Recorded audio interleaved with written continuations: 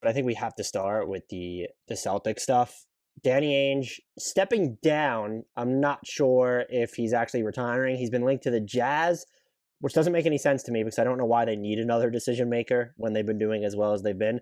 He was also linked to the Blazers, which is slightly interesting because if they do lose to the Nuggets, will there be changes? Most people thought it would be just the coach, but I think that Neil O'Shea has got to be equally on the hot seat at this point. Brad Stevens is now the president of basketball operations. We are going to have a deeper discussion on all of this, which will hopefully have more information on the Celtics' future coaching candidates later in, I think, ready for next week. But what were your just general impressions of this? Didn't develop quickly behind the scenes, but the news broke, sort of like dipped the toe in the water, but then it really broke. It was just in tandem with everything else that happened on Wednesday. It was just a wild couple hours of news breaks. Yeah, I think my initial reaction, because the first trickle before the dam just broke, was that Danny Ainge was thinking about taking a step back or a step down or retiring. It was always a little bit vague. And, I along with basically everyone else, took the low-hanging fruit, which is, I'm sure that Danny Ainge is just going to toy with the idea of stepping down before not actually doing anything and talking for months about how he was close to doing something. But then he actually did. And it was just kind of shocking. I don't think you could have expected this kind of restructuring, at least to this magnitude, coming off a first round series loss because Jaylen Brown was out. This team was never healthy. We never got to see what it could do at full strength. So I don't think this was a move necessitated by what happened during the 2020-21 season so much as just these individuals deciding that it was in their best interest and possibly the organization's best interest to make these changes. The Danny Ainge news wasn't as surprising to me because he's been around for such a long time. He's made his mark. The Brad Stevens promotion was pretty interesting. I mean, we're not that far removed from him being viewed as such a ridiculously good coach in the NBA that there were, the polls that everyone has seen about whether you would take him or Giannis Antetokounmpo or any other NBA player to build around, which were foolish from the start, but they still existed. But still, we're talking about a young, relatively inexperienced, at least at the NBA level coach, now getting this promotion into a role that he doesn't really have experience with. Being the president of basketball operations in the NBA is far different than being a coach. And Grousebeck and the other higher ups within the Celtics organization talked about how they do want to have delineation between the coaching roles and the general managing roles. So it is very clear that Stevens will be operating purely in a roster building capacity. That's not something he's done before. Even with his success at Butler, there's a big difference between recruiting high schoolers and potential transfers to your collegiate program and running an NBA organization. Those are entirely different things. I don't think that this is a great example of failing upward or anything. Stevens' resume, both in college and in the NBA, is pretty darn impressive. I mean, sure, he did not take the Celtics to the NBA Finals, much less win a title, but 3 Eastern Conference Finals appearances with a constantly shifting core and a largely young roster for some of those runs. It's easy to view his brief tenure through a lens of disappointment, but I think that that's just setting the bar way too high. And given what almost every other coach in NBA history has experienced in those first few seasons, he's been pretty successful. So I went from shock to intrigue pretty quickly. I think I'm with you on everything you said. One of the things, when you look at Stevens specifically, I feel like it's not homerism, but I'm happy that there's a national media during moments like these. And I know the national media played a role in trumpeting up Brad Stevens' reputation, but I think a lot of the coverage has shifted, especially when you look at the podcast world, towards these team-specific podcasts or people who cover, not beat writers, but people who cover a specific team. I think that's great. They're going to be able to bring you more nuance to their specific team than you or I. That's why we bring them on this podcast. But the lack of knowledge about Brad Stevens and the Celtics among people who did not cover or follow the Celtics religiously was eminently clear on Twitter. And there was a difference between getting off jokes, which I can appreciate, versus what seemed like ignorance, where it was just looking at the Celtics record without any context of saying Brad Stevens underachieved. The roster was flawed to begin with based off what the front office did over the offseason and in previous off seasons. And you had Jayson Tatum dealing with COVID. You didn't have Jaylen Brown in this series. Marcus Smart missed a ton of time this year. Kemba Walker dealt with knee injuries. He dealt with an oblique injury. Like, there were reasons that the Celtics were this bad. They're not as bad of a team as they showed if they're fully healthy. And I know a ton of other teams dealt with injuries, but that context is important. And so it reminds me that I am happy with, I want to go to the Celtics coverage for this as well. Those Celtics specific people, they're going to know this best. But there is this outcry over national media when I do think, and I feel like I'm old man yelling at cloud here. Maybe I don't want my slant or livelihood of the league to be obsolete. But it was pretty clear just with the way that people were viewing Brad Stevens. It was like, okay, there is a middle ground here. It was, I think it's fair to say that Brad Stevens is not a better building block than Giannis Antetokounmpo. I also think it's fair to say that he didn't have to leave his job, and this was not him failing upwards. If you want to get into the racial element of this, as Stephen A. Smith did, I don't want to whitewash that conversation, and so I'd be hesitant to comment of this. I don't view this as Brad Stevens failing upward, though. I think there are probably 29 other organizations that would love to have Brad Stevens with them in some capacity, and he's been billed by previous players as a genius when you look at his after the timeout plays. He's taken rosters that and played them up, basically coached them above their talent level. Yeah, did he, I guess, mess up the integration of Gordon Hayward when they had all these other pieces?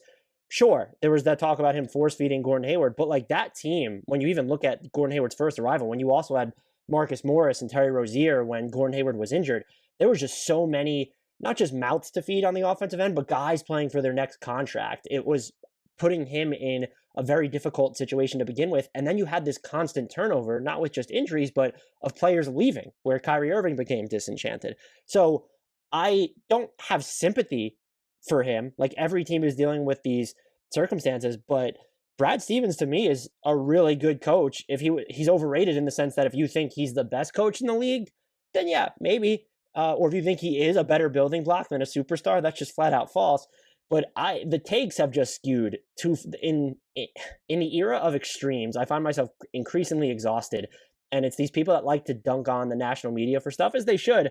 But like, when you don't actually cover or maybe even watch this Celtics team, or at least take into account the context of what's going on behind the scenes, it was just kind of frustrating to see that slant take on a life of its own. And again, that might just be a totally selfish perspective on this because I'm not covering a specific team, but I think I've been pretty open where I'm not insecure about the state of how the media coverage is.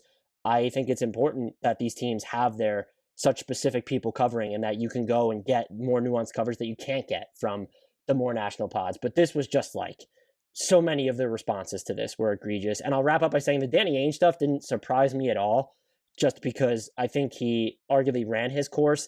And between of what he said about race a week or so ago, where no Celtics players ever brought up the concern about hearing racial slurs in Boston, or I don't know if he said anywhere else in that, plus just the failure that he of his job, where you look at, he put them in a position to have Jayson Tatum and Jaylen Brown and trade for Kyrie Irving, but you failed at talent retention, and you probably overvalued your assets a little too much and overplayed your hand when looking at other opportunities that arose in the looking back to Jimmy Butler, Paul George, Kawhi Leonard.